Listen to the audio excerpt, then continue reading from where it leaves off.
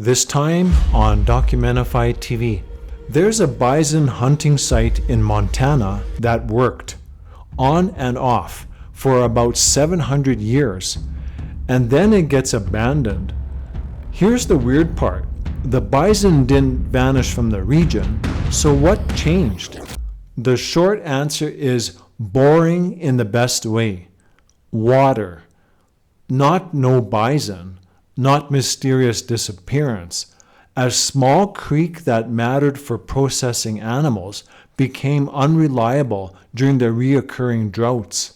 To keep this clean, this isn't the last bison hunters, and it's not a one-cause fairy tale. We're looking at one place, the Bergstrom site, and what the evidence can or can't say about why it fell out of use. Bergstrom sits near a natural pinch point called Judith Gap, a low pass between mountain ranges where herds likely funneled through, and right beside it, a small water source, Red Bluff Creek. Researchers didn't just guess. They excavated the site 9 by 1 by 1 meter units and radiocarbon dated charcoal from the layers. The dated layers show intermittent use across roughly 7 centuries, ending around 1100 years ago. In the paper, this is reported as 1100 calibrated years before present, which lands roughly in the 800s AD. Then they went one level deeper, literally, and took sediment cores from the riparian zone right next to the site.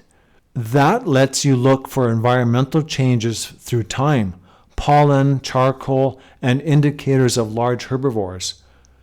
If the site was abandoned because the local ecosystem collapsed, you'd expect the record to change. Different vegetation, more burning, fewer herbivore indicators. But their local proxies show riparian systems stayed pretty stable after abandonment.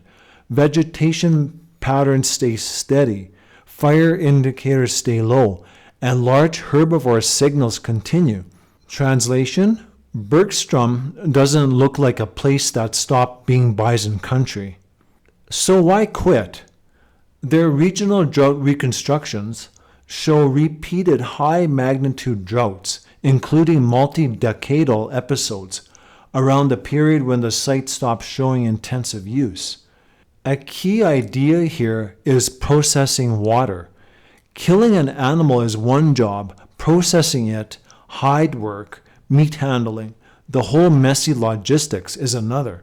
If you're camped by a small creek that's hydraulically marginal, drought turns workable into not worth it. And there's a second pressure that's easy to miss: hunting organization.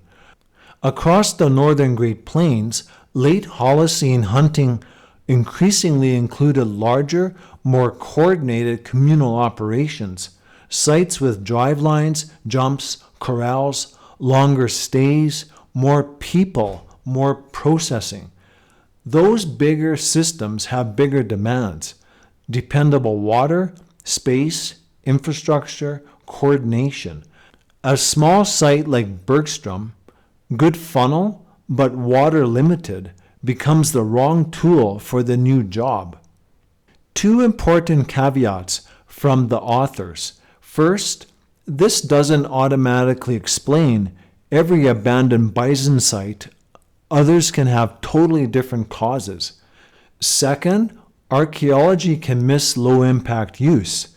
It's possible Bergstrom saw occasional activity later then left almost no trace.